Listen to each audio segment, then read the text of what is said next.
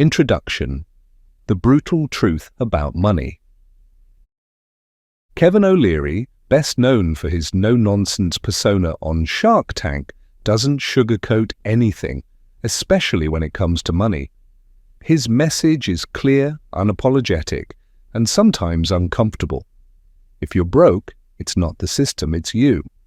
And unless you change how you think, act, and prioritize, you'll stay that way. This audiobook isn't meant to coddle, it's meant to confront.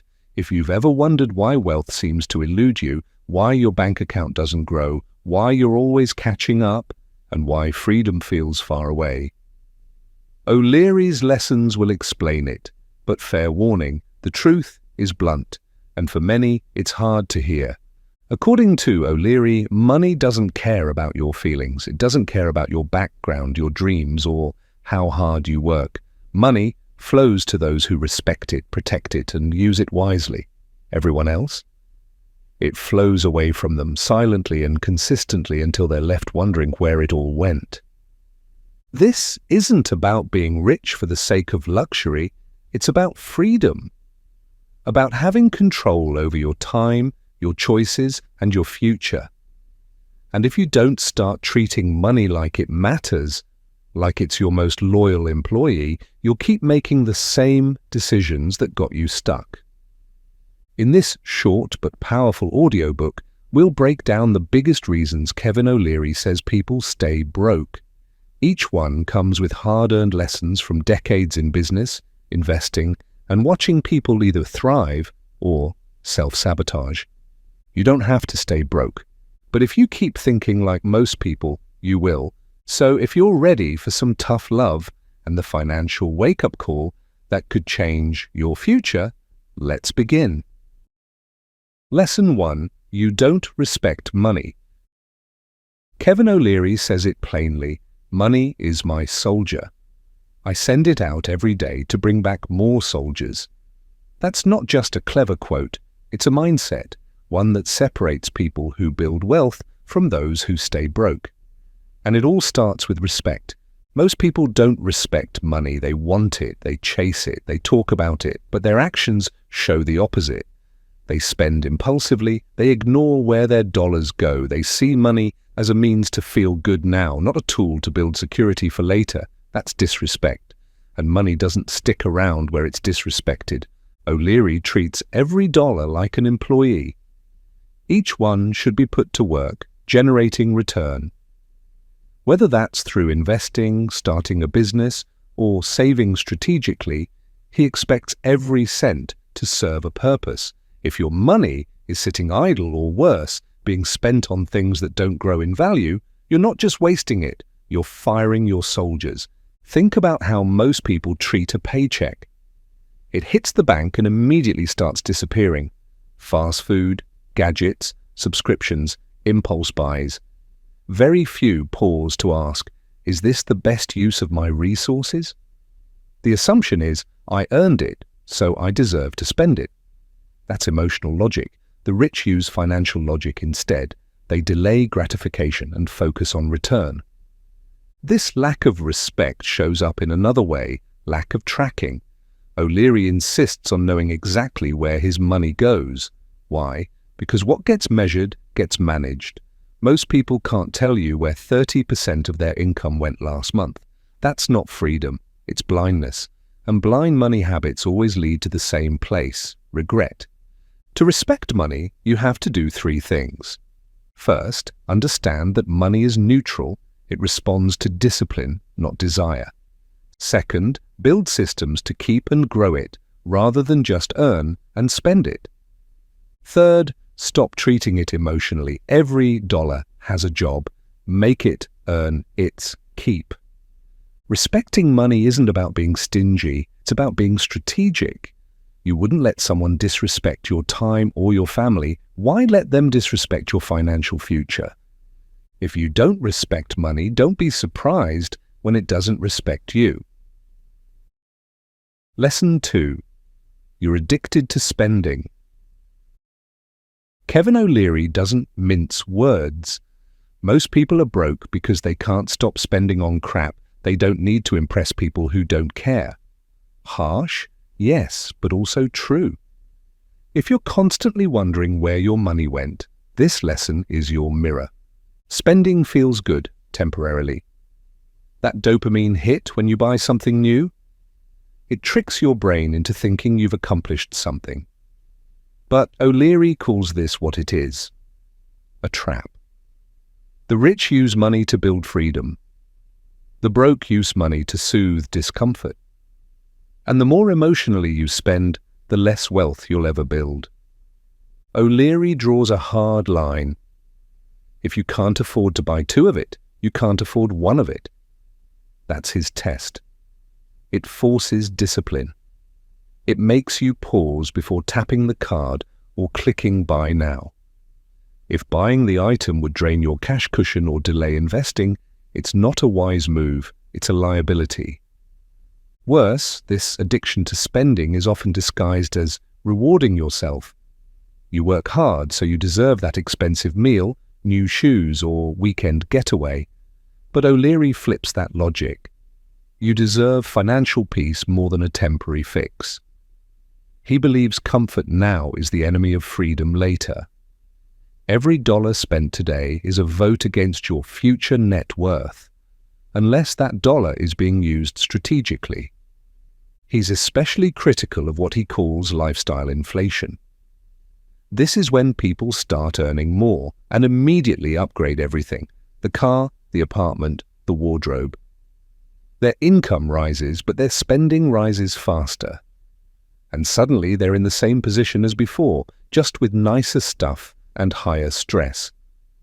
To beat spending addiction, O'Leary recommends setting non-negotiable saving and investing rules. For example, 20% of every dollar you earn is automatically invested or saved before you touch the rest. This removes emotion, it builds discipline, and it creates a structure that protects your future, even from yourself. He also suggests tracking your spending for 30 days, every single dollar. You'll be shocked at the leaks. And once you see the truth, it's hard to unsee it. Here's the bottom line: if you're addicted to spending, you're addicted to staying broke. Break the pattern, or it will break your future. Lesson 3. You don't prioritize financial freedom.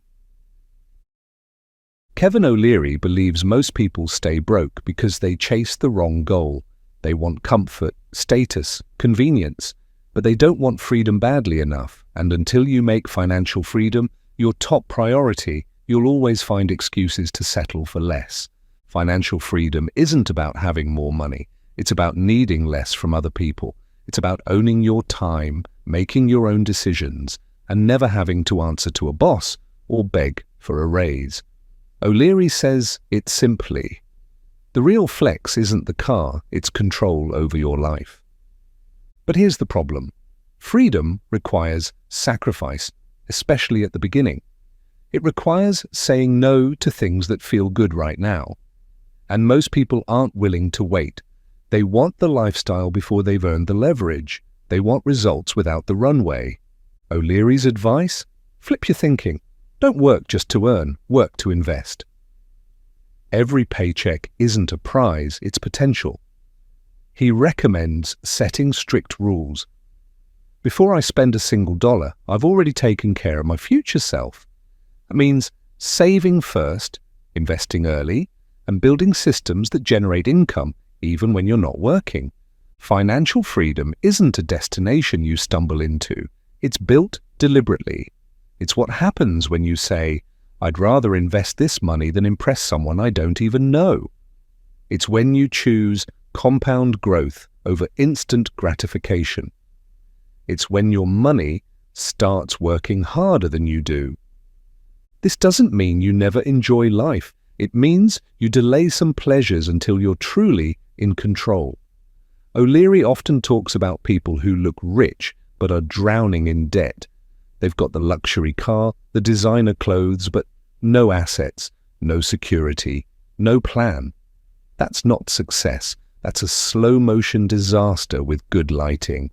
He encourages people to set clear, measurable freedom goals.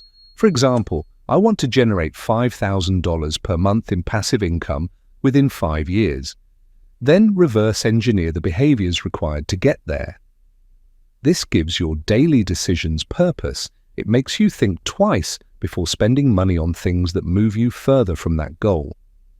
Here's the truth. You either prioritize freedom or you stay dependent. And dependence is expensive. So ask yourself, are you living for now or building for later? Because how you answer that determines whether you'll stay broke or eventually break free. Lesson 4. You ignore basic money principles. Kevin O'Leary has built wealth across industries, mentored hundreds of entrepreneurs, and watched thousands fail. And he says the reason most people stay broke isn't lack of income or talent. It's because they ignore the basics, not because they don't know them, but because they think they're above them. That mindset is expensive. O'Leary's financial philosophy is simple. Spend less than you earn, save early, invest often, and avoid bad debt like the plague. If you master those 4 principles, you'll eventually build wealth. But the average person violates all 4, sometimes in the same day. Let's break them down. First, spend less than you earn. It sounds obvious, yet most people live at or above their means. They confuse affordability with monthly payments. If they can finance it, they justify it. But O'Leary warns, if you live like you're rich before you are, you'll never be. Second, save and invest early. O'Leary is a huge advocate of putting your money to work as soon as possible. He often tells young people, start saving 10% of every dollar you earn and never stop. The earlier you start, the more time compound interest has to work its magic. Waiting until you make more is just procrastination in disguise. Third, understand the difference between assets and liabilities. Too many people think a house is an asset when it's really a long-term liability. They think a car is an investment when it's actually a depreciating expense. O'Leary teaches that an asset is anything that generates income without your labor. Everything else? It's a liability. And your life is a lot simpler when you stop lying to yourself about which is which. Fourth, eliminate bad debt. O'Leary is ruthless about debt. He calls it the cancer of wealth, especially credit card debt. Paying 20% interest on purchases you no longer even value is financial self-destruction. His rule, if you have credit card debt, you shouldn't be spending money on anything non-essential, period. Ignoring these principles might not hurt you tomorrow, but they will cost you eventually. O'Leary compares it to ignoring gravity. It doesn't matter if you believe in it, it still pulls you down. The basics aren't glamorous and they don't feel urgent, but they're the only foundation that lasts. If you keep skipping the fundamentals, you'll keep building sandcastles. And when the tide comes in, you'll wonder why nothing lasted. Lesson 5. You hang out with financial idiots. Kevin O'Leary says it straight. Your net worth is a reflection of your network. If you're constantly broke, take a hard look at who you spend time with, because odds are they're part of the problem. This doesn't mean your friends are bad people. It means their financial mindset is contagious. If your circle sees money as something to spend, not something to build, if they treat budgeting like punishment and debt like freedom, if they roll their eyes at investing or saving, you're soaking in those beliefs every day. O'Leary believes one of the fastest ways to stay broke is to surround yourself with people who normalize financial dysfunction, people who joke about being bad with money, who pressure you to spend more than you should, who make you feel weird for wanting to save, learn, or invest. That environment kills ambition quietly. He puts it bluntly. I don't hang out with broke thinkers. You can have $1,000 in the bank and a rich mindset, or 6 figures in income, and still be broke mentally. The people you listen to, take advice from, and model your habits after matter more than you think. Here's his rule. Never take money advice from someone whose life you wouldn't trade places with financially. That includes friends, family, co-workers, even influencers.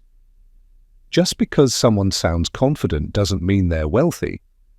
Just because someone is loud doesn't mean they're right. O'Leary recommends upgrading your circle intentionally. Seek out people who are smart with money, even if you only know them through books, podcasts, or interviews. Immerse yourself in conversations where wealth building is normal, not weird. Over time, your standards will rise to match the people around you. Because here's the truth, you become who you spend time with. If everyone around you is broke, by choice, by mindset, or by denial, chances are you will be too. Conclusion. The cold hard truth and what to do about it. Kevin O'Leary doesn't want to make you feel good. He wants to make you wake up. Because the truth is, most people stay broke not because they have to, but because they keep choosing the behaviors that guarantee it. They don't respect money. They spend to feel better. They avoid responsibility. They ignore the basics. They hang around people who reinforce bad habits. And then they wonder why nothing changes. Here's the real truth. Being broke is a condition. Staying broke is a choice. O'Leary's lessons are a blueprint for escaping that choice. Not quickly, not easily, but permanently if you're willing to get uncomfortable. You don't need more motivation. You need discipline. You need rules. You need a standard you refuse to lower, no matter what everyone around you is doing. Start by tracking your money. Cut out what doesn't grow your future. Respect every dollar like it's a tool. Save before you spend it. Invest early. Hang around people who take money seriously. If you can do that, the game changes. Slowly, quietly, but inevitably. You don't need to be a shark to build wealth. You just need to think like one. So the question isn't, will I stay broke? It's, will I finally stop acting like someone who's okay with being broke? The choice is yours.